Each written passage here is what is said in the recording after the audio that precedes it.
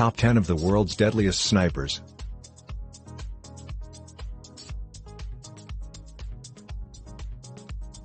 Number 10 deadliest sniper is Chuck Mawhinney.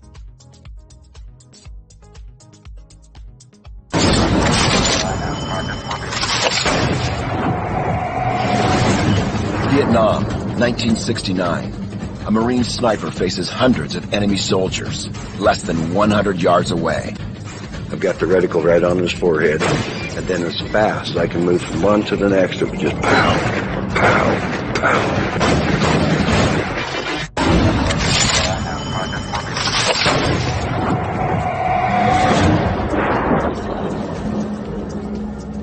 On target.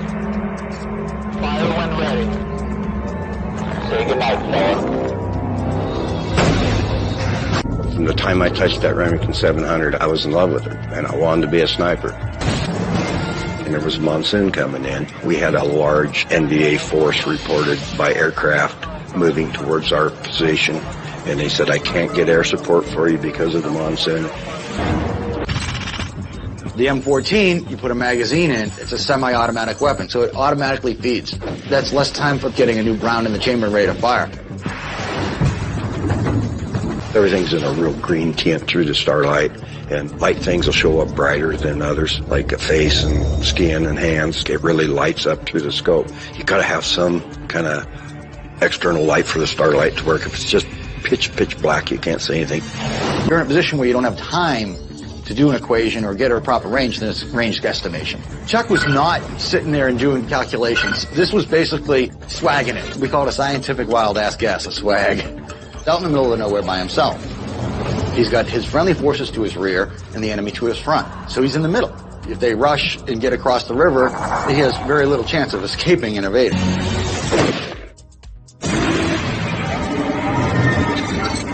So I wait until the first guy gets up just about knee deep in the water. I've got the reticle right on his forehead. Just as he gets up, I pull the trigger. And he goes down. And then as fast as I can move from one to the next, it would just pow, pow, pow. They don't know what to do, and they don't know what's happening, and they're just frozen in the river. And I'm just going from one to the next, to the next, to the next, and you can see the hats fly up, bodies start going down the river.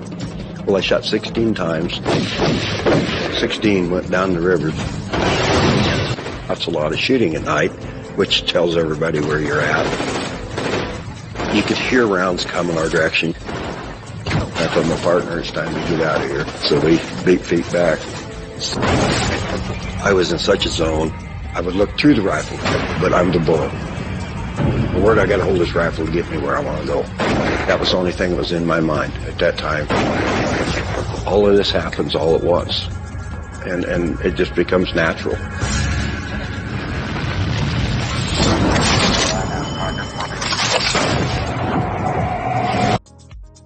Charles Benjamin Chuck Mawhinney was a former United States Marine who served 16 months in the military during the Vietnam War.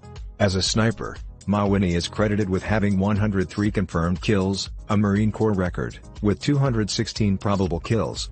Mawhinney was the son of a Marine Corps veteran from World War II and joined the Marines after graduating from high school in 1967. After attending Scout Sniper School at Camp Pendleton, Mawhinney was assigned to 1st Battalion, 5th Marines, 1st Marine Division in South Vietnam, where he was later transferred to the HQ Scout Sniper Platoon. Working with various military units and police forces, Mawhinney's exploits in Vietnam became legendary. In one encounter, Mawhinney was even credited with dropping an entire enemy platoon, approximately 16 enemy soldiers, in one sitting. Mawhinney held no qualms about the nature of his work and felt that his actions helped save many American lives. After being declared combat fatigue by a chaplain, Mawhinney was later transferred to the United States, where he served as a marksmanship instructor at his former base, Camp Pendleton. He later left the Marine Corps in 1970 and worked with the U.S. Forest Service until retirement. Mawhinney never mentioned, or discussed, his accomplishments to family or friends, including his wife, preferring to keep quiet about his time in the Marines. In 1991, however, Mawhinney's exploits were recounted by fellow sniper Joseph Ward in his book Dear Mom, A Sniper's Vietnam. After documentation proved that Mawhinney had 103 confirmed kills during the war, he was officially recognized by the Marine Corps as having the most recorded kills ever in Marine history. Number 9 Deadliest sniper is Adelbert Waldron. Adelbert F. Bert Waldron III was a former United States Army sniper who served with the 9th Infantry Division during the Vietnam War. Before serving in the Army, Waldron spent approximately 12 years in the United States Navy. Upon transfer into the Army, he was assigned to PBR boats to patrol the Mekong Delta in Vietnam. In less than 8 months, Waldron racked up an astonishing 109 enemy kills. In one instance, Waldron reportedly dropped an enemy soldier at over 900 yards from his moving boat. For his dedication, commitment, and bravery, Waldron was awarded the Distinguished Service Cross, on 2 separate occasions, a Silver Star, 3 Bronze Stars, and a Presidential Unit Citation. After leaving Vietnam, Waldron was later assigned to Fort Benning, Georgia, where he served as a marksmanship instructor for the Army. However, Waldron's stay in Georgia was short-lived, as he left the Army in 1970, after making the rank of Staff Sergeant. He later died on October 18, 1995 at the age of 62. He is buried at Riverside National Cemetery in Riverside, California. Number 8 Deadliest sniper is Henry Norwest. Henry Ducky Norwest was a Canadian sniper known for his exploits in World War I. Born in Fort Saskatchewan, Alberta, on May 1, 1884, Norwest worked as a ranch hand, rodeo performer, and eventually the Royal Northwest Mounted Police before joining the Canadian Army in 1915. Although initially discharged for misbehavior only 3 months into his military career, he later re-enlisted under a different name and was assigned to the 50th Canadian Infantry Battalion. In less than 3 years, Norwest accumulated 115 confirmed kills. Due to his remarkable knowledge of stealth tactics and camouflage, Norwest was often sent on reconnaissance missions into the heart of no man's land. He was awarded the Military Medal and Bar during the Battle of Vimy Ridge for his heroism. Despite his remarkable abilities and steadfast devotion to his unit, Norwest never saw the end of the First World War. Just 3 months before fighting ceased, Norwest was spotted by a German sniper and was killed before he could return fire, August 18, 1918. He was later buried in the Warvillers Churchyard Extension Cemetery in Warvillers, Somme, France. His rifle, Ross rifle, is currently displayed at the King's Own Calgary Regiment, RCAC, Museum in Calgary. Number 7 Deadliest sniper is Chris Kyle. Christopher Scott Kyle was a United States Navy SEAL sniper who served 4 tours of duty in Iraq. Kyle was born in Odessa, Texas, on April 8, 1974 to Wayne and Debbie Lynn Kyle. After working as a farmer, professional rodeo rider, and ranch hand, Kyle later joined the United States Navy after suffering from a career-ending injury during his time as a rodeo rider. After having surgery to have his arm repaired, Kyle received an invitation to BUD/S, Basic Underwater Demolition/Sea, Air, Land, SEAL, training at Coronado, California, 1999. Later assigned to SEAL Team 3's Sniper Element, Kyle quickly found himself amid some intense action throughout Iraq. During his 4 tours of duty, Chris Kyle racked up 160 confirmed kills across Iraq in locales such as Ramadi, Fallujah, and Baghdad. Because of his legendary status, insurgents in the area later named him Shaitan ar-Ramadi, which translates to the Devil of Ramadi. Iraqi insurgents even placed a $20,000 bounty on Kyle's head, which was later raised to $80,000 before the end of his career. Kyle was also well known for his incredible shots, his longest being a 2,100-yard kill with a Macmillan TAC 338 sniper rifle. After leaving the military, at the rank of Chief Petty Officer, in 2009, Kyle returned home and became a leading figure in helping former military members that suffered from PTSD transition to civilian life. Sadly, on February 2, 2013, Kyle and his good friend, Chad Littlefield, were murdered by Eddie Ray Routh, also a veteran, while visiting a shooting range in Erath County, Texas. A memorial service was held for Kyle at Cowboys Stadium in Arlington, Texas, before he was finally laid to rest at Texas State Cemetery in Austin. To this day, Kyle is considered one of the most effective and deadly snipers to have served in the American military. Number 6 Deadliest sniper is Vasily Zaytsev. Vasily Grigorievich Zaytsev was a Soviet sniper that served in the Red Army during World War II. He is credited with over 242 confirmed kills. Born in Yelenensky, Orenburg Governorate, on March 23, 1915, Zaytsev reportedly learned his marksmanship from his grandfather in the Ural Mountains. After graduating from college and working briefly in construction, Zaytsev later enlisted in the Soviet military, serving with the Pacific Fleet, beginning in 1937. After war broke out only a few years later, following the launch of Operation Barbarossa, Zaytsev volunteered to join the front lines, where he was assigned to the 1047th Rifle Regiment of the 284th Tomsk Rifle Division. Even before becoming a Red Army sniper, Zaytsev was credited with 32 kills using a standard-issue rifle. It wasn't until 1942, just before the Battle of Stalingrad, that Zaytsev's career as a sniper officially began. A master of stealth and concealment, Zaytsev was well known for regularly changing positions and his ingenious ability to cover large areas from just a handful of strategic locations, a tactic later dubbed the Sixes. Throughout the Battle of Stalingrad, Zaytsev accumulated more than 200 enemy kills before being blinded by a German mortar attack. After regaining his sight a month later, Zaytsev returned to the front in February of 1943, finishing his career at the Battle of the Silo Heights in Germany, at the rank of captain. After the war, Zaytsev later joined the Communist Party in 1943 and settled in Kyiv, Ukraine, where he worked as an engineer for the remainder of his life. He died on December 15, 1991 at the age of 76 and was later reburied at Mamayev Hill in Volgograd with full military honors. For his actions during the war, Zaytsev was awarded Hero of the Soviet Union.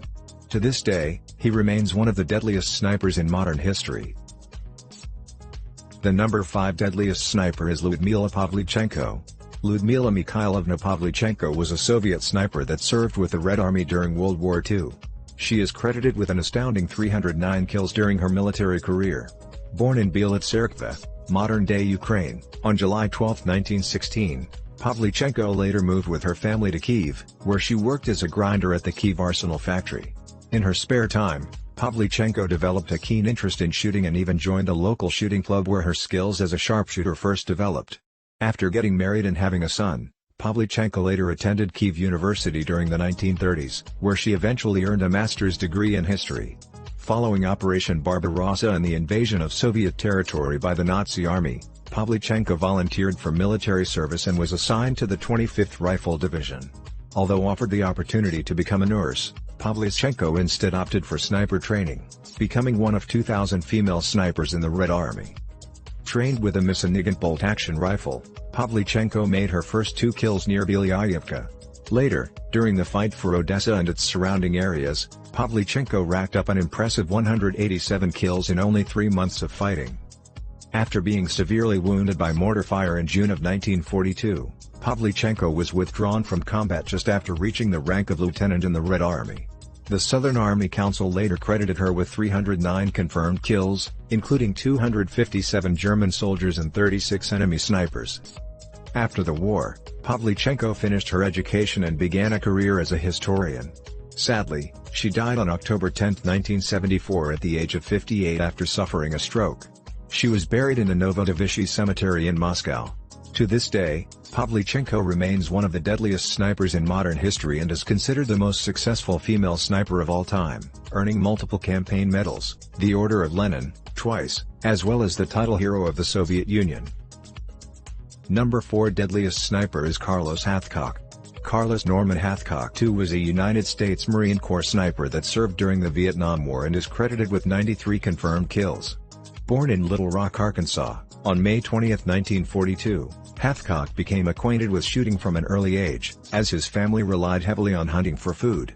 At the age of 17, Hathcock enlisted in the Marines, fulfilling his childhood desire to serve in the military.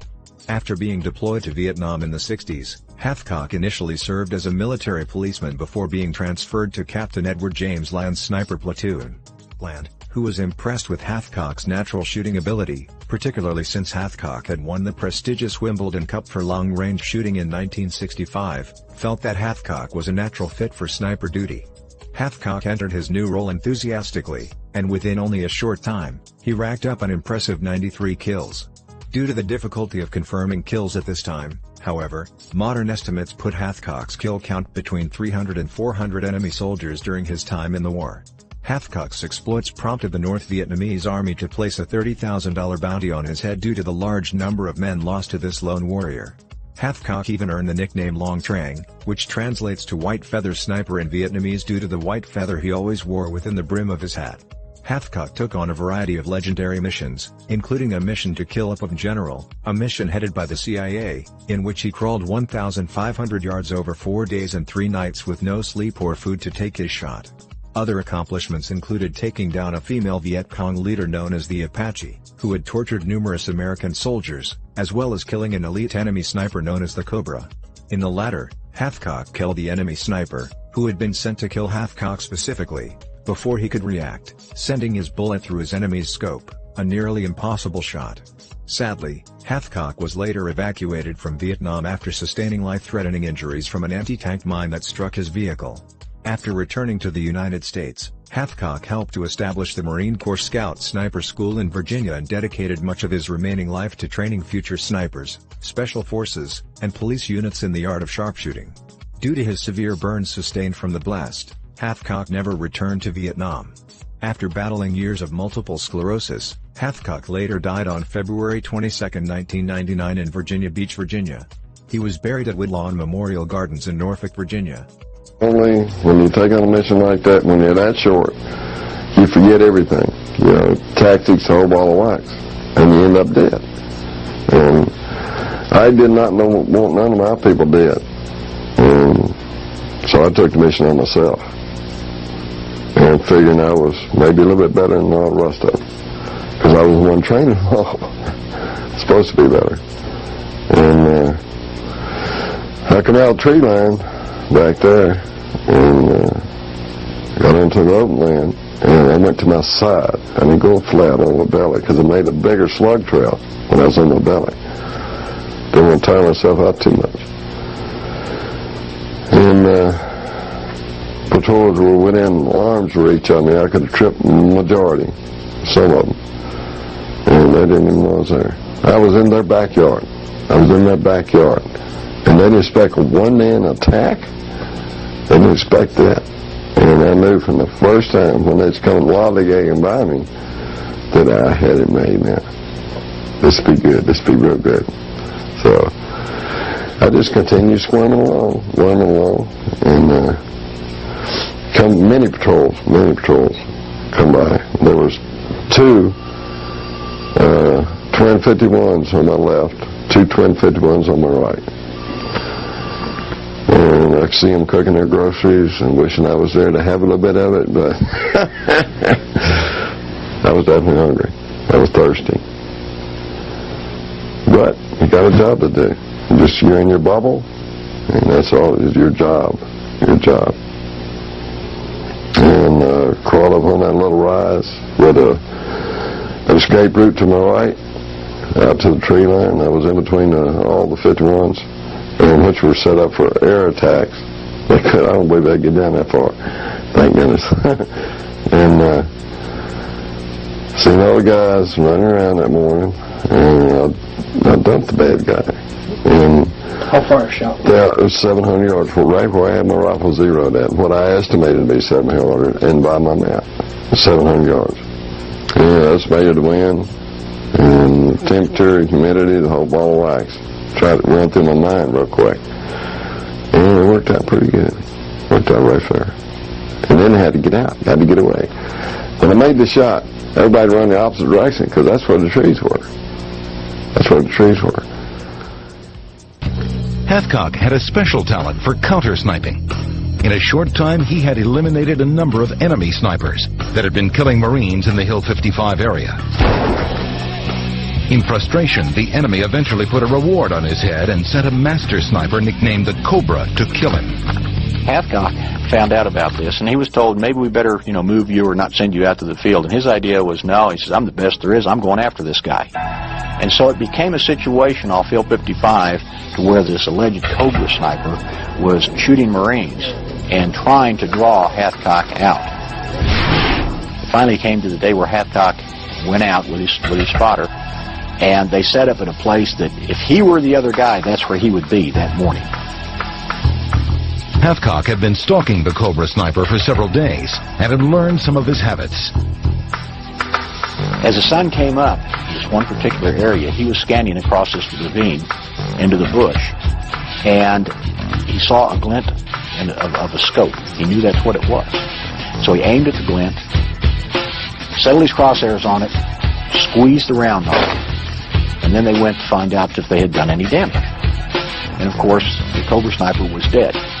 The story is that the bullet went through the scope and hit the guy in the eye.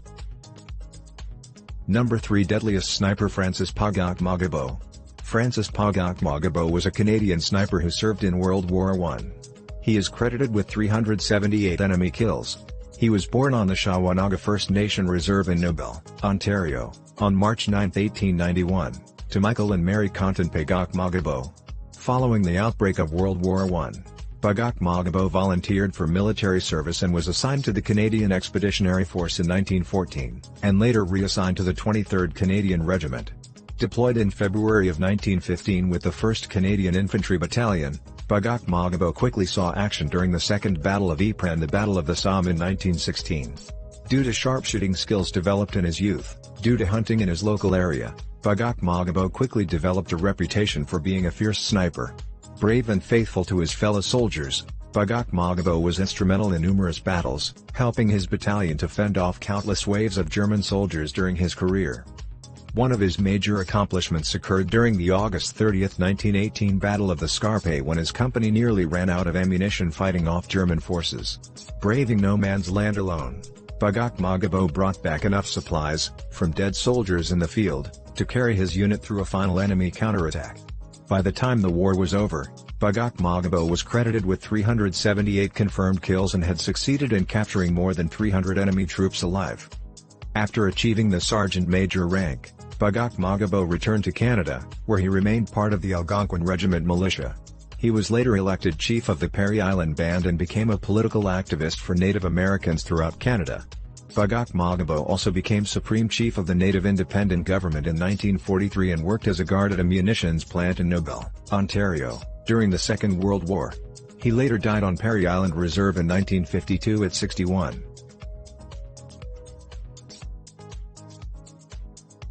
Number 2 Deadliest Sniper is Fyodor Okhlopkov. Fyodor Okhlopkov was a Soviet sniper that served with the Red Army during World War II. He was credited with 429 kills during his career. Born on March 2, 1908 in the village of Krest-Kulje, Russia, Okhlopkov was an ethnic Yakut from the far eastern sectors of the Soviet Union. Although little is known about Okhlopkov, due to the lack of records concerning his life, it is believed that he first joined the Red Army with his brother, who was later killed in combat.